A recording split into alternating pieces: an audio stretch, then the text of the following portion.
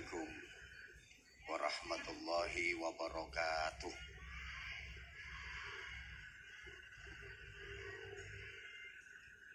Bismillahirrahmanirrahim. Alhamdulillahi 'allamal Qur'an. Asyhadu an la ilaha illallah wahdahu la syarika lahu munzilul Qur'an. Wa asyhadu anna Muhammadan 'abduhu wa rasuluhu sahibul mu'jizati wal Qur'an. Allahumma salli wa sallim wa barik ala man uhiyal Qur'an. Sayyidina wa maulana Muhammadin alladhi kana khuluquhul Qur'an. Wa ala alihi wa ashabihi alladhina tamassaku bil Qur'an. Allahumma arhamna bil Qur'an waghfir lana bil Qur'an warzuqna bil Qur'an wahdina bil Qur'an waj'alna min ahlil Qur'an wa ahyina bil Qur'an wa amitna bil Qur'an wahsyurna yawmal qiyamati fi zumrati hamalatil Qur'an wa adkhilna al jannata ma'al Qur'an. Amma ba'd. Sadatal habaib wal ulama al fudala wal a'izza wa bi muqaddamihim mursyidina Maulana Habib Lutfi bin Ali bin Hashim bin Yahya mata'ana Allah bi tuli hayatih wa nafa'ana Allah bi ulumih wa adama Allah karamahu fid dini wad dunya wal akhirah. Guru kita Fadilatul Habib Syekh bin Abdul Qadir As-Segaf, mudah-mudahan Allah panjangkan usia beliau fi sihah wa afiyah, sehingga beliau terus bisa istiqamah membimbing kita untuk mencintai Rasulullah sallallahu alaihi wasallam sampai kita dicintai oleh Rasulullah sallallahu alaihi wasallam, sehingga kita layak mendapatkan syafaatnya Rasulullah sallallahu alaihi wasallam. Para kiai yang tanpa mengurangi rasa hormat tidak bisa saya sebut namanya satu persatu. Umi Nyai Hajah Maftuhah Minan, Ketua Umum Jamaiyah Mudarrisatil Quran lil Hafidhat Pusat, bersama segenap pengurus pusat, para pengurus wilayah, pengurus cabang yang sama-sama kita taklimi, para pembina, ada hadir di tengah-tengah kita Bu Nyai Hajah Hajar, Ibu kula Bu Nyai Nurhana Dalhar, wonten Bu Nyai Durrah Nafisah, wonten Bu Nyai Maskanah, wonten Bu Nyai Hana Zamzami, idola saya. Juga para bunyai-bunyai yang lain, tanpa mengurangi rasa hormat dan takzim saya, semuanya yang kita mohonkan pangestu dan doanya. Wakil Gubernur Jawa Tengah Al-Mukarram Kiai Haji Gus Tad Yasin Maimun Zubair LCMA bersama istri, Pak Bupati, Forkopimda, seluruh pejabat yang hadir yang kita hormati, ibu-ibu seluruhnya yang mudah-mudahan selalu dirahmati Allah Subhanahu wa ta'ala. Bahagia rasanya saya bisa bergabung di tempat yang mulia, dalam acara yang mulia, pada waktu yang mulia, bersama orang-orang mulia. Karena semua yang berkaitan dengan Al-Quran, semua yang berhubungan dengan Al-Quran itu pasti mulia. Al-Quran diturunkan oleh Allah yang maha mulia melalui perantara malaikat Jibril, malaikat yang paling mulia. Disampaikan kepada Nabi Muhammad sallallahu alaihi wasallam, nabi, rasul dan makhluk yang paling mulia. Diturunkannya di bulan Ramadan, sehingga Ramadan menjadi bulan yang paling mulia. Diturunkan secara mujmal utuh ke Baitul Izzah pada satu malam yang disebut Lailatul Qadar, maka Lailatul Qadar menjadi malam yang paling mulia. Sehingga apapun dan siapapun yang berhubungan dengan Al-Quran, yang berkaitan dengan Al-Quran pasti mulia. Orang yang mempelajari Al-Quran pasti menjadi orang yang mulia. Orang yang mengajar Al-Quran pasti menjadi orang yang mulia. Tempat yang digunakan untuk mempelajari, mengkaji Al-Quran pasti menjadi tempat yang Allahumma sholli ala Muhammad. Sejujurnya saya bukan hanya grogi, tapi saya juga malu. Betapa yang saya hadapi adalah bidadari-bidadari surga. Walaupun banyak yang lipstiknya kemerahan, bahkan ada yang alisnya sudah dilewer.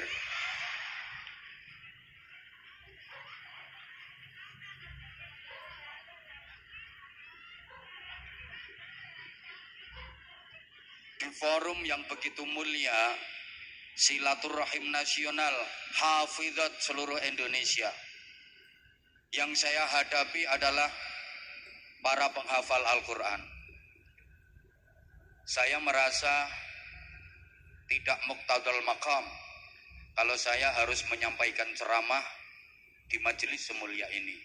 Harusnya yang kasih ceramah di majelis sehebat ini, sedahsyat ini adalah bukan cuma penghafal Al-Quran. Mohon maaf, harusnya yang kasih ceramah adalah pengamal Al-Quran tingkat dunia. Karena yang dihadapi penghafal Al-Quran tingkat nasional, maka mestinya yang kasih ceramah, apalagi disebut tausiah, mau'izah hasanah, harusnya pengamal Al-Quran tingkat dunia, bukan Anwar Zahid. Kalau Anwar Zahid kan cuma kul huwaileh.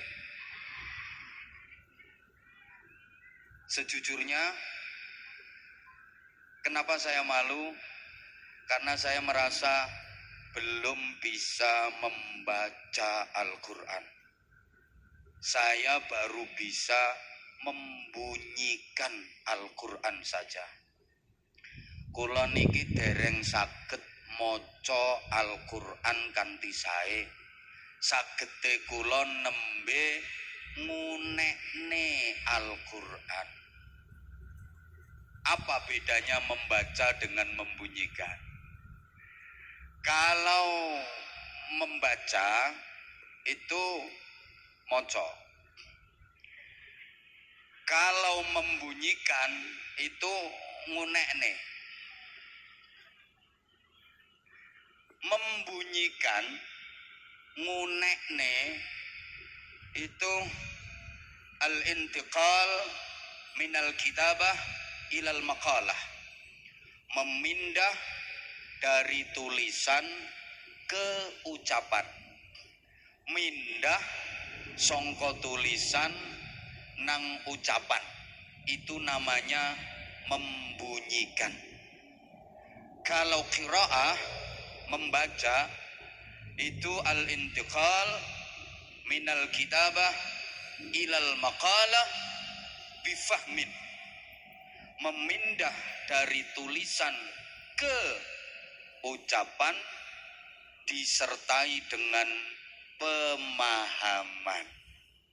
Nah, selama ini saya baru bisa membunyikan Al-Quran saja, karena saya hanya bisa sedikit-sedikit memindah dari tulisan ke ucapan dan tanpa pemahaman. Insya Allah yang saya hadapi ini qari'ah tingkat nasional.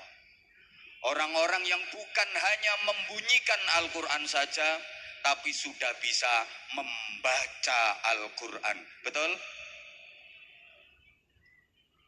Halo? Kok pada diem? Masih terpesona ya memandang saya? Ngapunten, jenengan selama ini kalau ke Al-Quran itu sudah benar-benar memahami isi kandungannya, sudah benar-benar faham tentang maknanya apa belum? Sampun napa dereng? Nek dereng itu namanya belum membaca, tapi baru membunyikan. Yang seperti itu dapat pahala, tapi belum dapat hidayah. Entuk ganjaran, tapi ora entuk pituduh. Bukankah Al-Quran itu adalah bacaan? Innahu laqur'anun karimun fi kitabim maknun. Ngapunten umi, ampun titaseh, mangke kula mboten nangsal hadiah, mboten napa-napa. Ini makhrajnya kurang pas, tajwidnya kurang pas. Memang ngapunten. Sesungguhnya ini al-hadir dhihnan, yang hadir di hati kita adalah la Qur'anun, yakti Qur'an, yakti bacaan, karimun kang mulya. Jadi Al-Quran itu bacaan, dan membaca bukan sekedar memindah dari tulisan ke ucapan saja, tapi harus disertai dengan pemahaman. Allahumma sholli ala Muhammad. Maka ketika pertama kali Nabi Muhammad sallallahu alaihi wasallam menerima wahyu dari Allah melalui malaikat Jibril, diperintah, "Iqra ya Muhammad." Apa jawaban beliau? "Ma ana biqari'in." Aku enggak bisa membaca. "Iqra ya Muhammad." "Ma ana biqari'in." Aku enggak bisa membaca. Sampai 3 kali. "Iqra ya Muhammad." "Ma ana biqari'in." Setelah 3 kali baru dituntun sama malaikat Jibril, "Iqra bismi rabbikal ladzi khalaq." Allahumma shalli ala Muhammad. Nah, dari 3 kali ini bisa kita ambil pengertian. Iqra yang pertama artinya how to ready. Sama-sama? Kurang kompak. Iqra yang pertama artinya how to ready. Yuk.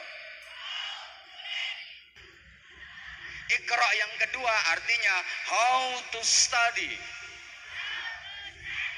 Belajar. Iqra yang ketiga artinya how to understand. Artinya mengerti. Gak nyaut ya wis.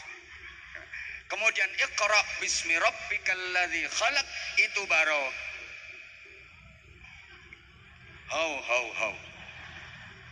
how to concerns of God. Gak iso ya wis. Para jamaah yang mudah-mudahan semuanya dirahmati Allah Subhanahu wa taala. Orang yang sudah bisa membaca Al-Quran itu punya posisi yang sangat mulia di sisi Allah. Yang sudah bisa membaca, bukan hanya sekedar membunyikan. Coba Rasulullah sallallahu alaihi wasallam bersabda, "Inna lillahi ta'ala ahlan fil ard, faman yarju liqa Allah falyukrim ahlahu." Sesungguhnya Allah punya keluarga di bumi. Keluarga di sini bukan dalam artian pertalian darah, bukan, tapi keluarga dalam makna majaziyah. Keluarga dalam artian diperhatikan, disayangi, dicintai, dimuliakan. Faman yarju liqa Allah falyukrim ahlahu. Siapa yang ingin berjumpa dengan Allah dalam keadaan dicintai, dalam keadaan disayangi, dalam keadaan diridhai dan dimuliakan, maka hendaklah dia memuliakan keluarga Allah. Mendengar sabda Nabi ini, para sahabat bertanya, halillahi ahlun ya Rasulullah, apakah Allah punya keluarga wahai Rasulullah? Naam, lillahi ahlun fil ard. Ya, Allah punya keluarga di bumi. Manhum, siapa mereka? Alladzina yaqra'una al-Qur'an ghuduwan wa 'ashiyah. Keluarga Allah itu adalah orang-orang yang rajin membaca Al-Qur'an. Kemudian Nabi melanjutkan sabdanya, wallahi man akramahum akramahullah wa man ahanahum ahanahullah. Demi Allah, siapa yang memuliakan keluarga Allah, siapa yang memuliakan para pembaca Al-Quran, maka dia juga akan dimuliakan oleh Allah. Dan siapa yang meremehkan keluarga Allah, siapa yang merendahkan para pembaca Al-Quran, dia juga akan diremehkan oleh Allah, dia juga akan direndahkan oleh Allah. Para jamaah, membaca Al-Quran itu hakikatnya sedang berkomunikasi dengan Allah. Man arada yatakallama ma'allah falyaqra'il Quran. Siapa yang kepingin bisa omong-omongan sama Allah, maka bacalah Al-Quran. Jadi ketika membaca Al-Quran itu sesungguhnya kita lagi bercakap-cakap sama Allah, kita lagi berkomunikasi sama Allah. Hebat enggak? Orang yang sering omong-omongan itu berarti orang dekat, orang dalam. Halo? Yang sering omong-omongan sama Pak Bupati, pasti dia orang dekat Bupati, pasti dia orang dalam. Yang paling sering omong-omongan sama gubernur, pasti dia orang dekat gubernur, dia orang dalam. Yang paling sering omong-omongan sama presiden, pasti dia orang dekat presiden, orang dalam, betul? Yang paling sering omong-omongan sama Allah, pasti dia orang dekat Allah, dia orang dalam. Siapa? Orang-orang yang rajin baca Al-Qur'an, orang-orang yang ahli baca Al-Qur'an. Maka pantas orang-orang yang ahli baca Al-Quran itu besok pada hari kiamat gak usah cari alamat surga. Memang surga merindukan para pembaca Al-Quran. Orang-orang yang ahli membaca Al-Quran, apalagi panjenengan-panjenengan yang di dadanya ada Al-Quran. Jelas innallaha ta'ala la yu'azzabu qalban wa al-Quran. Sesungguhnya Allah tidak akan mengazab hati yang digunakan untuk mewadai Al-Quran. Allahumma ja'alna minhum. Orang yang ahli baca Quran, ahli baca saja, itu besok pada hari kiamat nggak usah repot-repot nyari alamat surga. Baru bangkit dari alam kubur, yaumul ba'ats, udah dapat Sherlock dari panitia surga, dijemput panitia surga, dituntun, diajak menuju ke surga. Alhamdulillah. Enak ono sing jemput. Adek kula sampean gak pati pengalaman daerah kono. Nanti baru bangkit dari alam kubur, udah dijemput panitia, langsung dituntun menuju ke surga. Ini keistimewaan dari orang-orang yang ahli membaca Al-Quran. Jamaah sekalian, pembaca Al-Quran itu istimewa bukan hanya di kalangan manusia saja. Di kalangan malaikat pun ada pembaca Al-Quran handal. Siapa? Malaikat Israfil. Malaikat Israfil itu qori spesialis malaikat. Modelmu kok koyo gak percaya tak omongin. Qori dari kalangan malaikat itu malaikat Israfil. Maaf ya, sementara ini jenengan ngertinya malaikat Israfil itu tugasnya niup trompet. Jadi ngerti nih jenengan, malaikat Israfil itu tugasnya niup trompet. Nanti kalau trompet ditiup berarti kiamat. Nah, saya pernah ditanya sama orang, katanya malaikat Israfil itu tugasnya niup trompet. Tak jawab, iya. Kalau trompet udah tiup berarti kiamat. Iya. Lah sekarang trompetnya udah ditiup apa belum? Belum. Terus orangnya nanya lagi, lah terus lek ngono malaikat Israfil lu saiki nyapo? Ya tak jawab, ngeresiki trompete. Ya nanti kalau nggak diresiki trompete teyengen, ada instruksi suruh niup cuma muni seperapat, ngeresiki trompete. Tapi aku dapat informasi bener ini trompete iku saiki wis dimut. Serius, wis dimut. Lebih dulu trompet diciptakan daripada malaikat Israfil. Trompet sangkakala sur itu sudah diciptakan 500.000 tahun. Baru Allah menciptakan petugas peniupnya malaikat Israfil. Begitu Israfil jadi langsung diperintah sama Allah. Israfil dalam muten, hop, langsung dimut. Jenengan donga mawon muga-muga Israfil mboten watuk. Nah ini kalau Israfil watuk, Jawa Tengah, Jawa Barat ludes, Jawa Timur aman.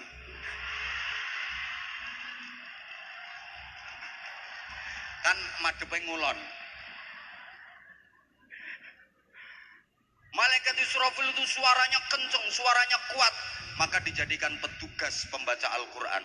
Qari Quran dari kalangan para malaikat. Nah, di surga juga ada petugas pembaca Al-Quran. Ibu-ibu, jenengan titeni, mbok menawa jenengan sok sida nang swarga. Kan belum tentu. Masih hafal Quran nek penggaweane nyelatu bojo nglarakno atine wong lanang atau memutus silaturahim atau duwe utang gak nyaur, Quran gak bisa memberikan syafaat. Kan duwing lu kayak ketara utange akeh. Kudung putih ya. Menawa jenengan sitoten Quran, jenengan titeni di surga kok sitoten Quran. Iya sito nang swarga jenengan titeni. Nanti di surga itu ada pembaca Al-Quran, petugas khusus pembaca Al-Quran. Siapa? Nabi Dawud alaihi salam. Ahli surga itu ada agenda perjamuan dengan Allah setiap hari Jumat. Setiap hari Jumat ada agenda perjamuan dengan Allah. Bareng-bareng sowan nang Allah. Terus dibikin acara seremonial. MC ini Malaikat Jibril. Kang Andel ya wis. Qori'nya Nabi Dawud. Nanti Nabi Dawud yang dibaca bukan kitab Zabur. Walaupun Nabi Dawud punya pedoman kitab Zabur, diberi mukjizat kitab Zabur sebagai pedoman untuk Nabi Dawud dan umatnya. Tapi nanti di surga yang dibaca Nabi Dawud adalah Al-Quran.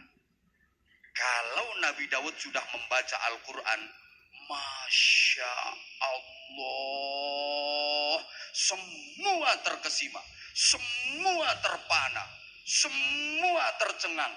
Bahkan apa yang ada di hadapannya meleleh semua. Watu-watu meleleh. Aku gak iso. Lah aku mau iso, saiki Quran tak waca, meleleh kabeh sampean. Ketika Nabi Daud melantunkan ayat-ayat Al-Quran, sujudnya malaikat pun terusik. Saking syahdunya, saking nikmatnya. Kan salah satu mukjizatnya Nabi Daud itu suara. Maka para qari'ah, para vokalis itu biasanya kalau pengen suaranya lebih enak, itu tawasulnya ke Nabi Daud. Sampai ada doanya, Allahumma ahsin sauti kama ahsanta ala nabiyika Daud alaihi salam. Ya Allah, baguskan, indahkan, merdukan suaraku sebagaimana engkau mengindahkan, memerdukan suara Nabi Daud alaihi salam. Ini bagi orang yang sudah punya modal suara bagus. Baca doa itu, Allahumma ahsin sauti kama ahsanta ala nabiyika Daud alaihi salam. Kayak Umi Hana itu kalau baca doa itu tambah dahsyat suaranya. Lah nek suaramu jebrak, walaupun maca donga iku ya percuma, panggah jebrak. Wasilahnya itu Nabi Dawud itu suaranya di samping merdu kenceng. Karena memang suaranya mukjizat. Jadi misalnya Nabi Dawud baca takbir dari sini, Allahu Akbar, dari asrama haji Donohudan Boyolali, itu bisa terdengar dari Surabaya, bisa terdengar dari Bandung. Nabi Dawud suaranya.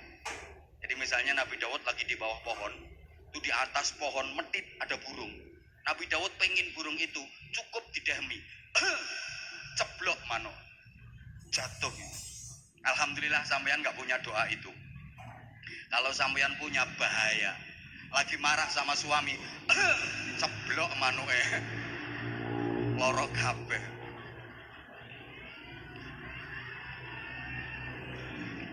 Allahumma sholli ala Muhammad. Allahumma sholli ala Muhammad. Muga-muga jenengan saged jaga apalane Quran. Menghafal Al-Quran itu susah, tapi lebih susah lagi adalah mempertahankan hafalannya. Apa maneh bojomu kereng misalnya. Tapi insya Allah enggak lah, nggih. Nggih. Nah, yang terakhir, enggak boleh lama-lama. Saya kan durasinya mestinya setengah 11 sampai jam 11. Hah? Dan maaf banget, saya sama seperti Habib Syekh, baru datang kemarin dari umroh. Jadi saya kesel, makanya sebenarnya baru kemarin saya datang, saya kesel banget. Ini wajah-wajah Arab kan saya ketoron kan. Saya Arab, Nyai. Artinya Arab itu asli rakyat Bojonegoro. Masih ada di sini, jadi masih agak kesel. Mohon maaf banget, nggak bisa lama-lama. Terus tadi yayangku juga pesen, nggak boleh lama-lama.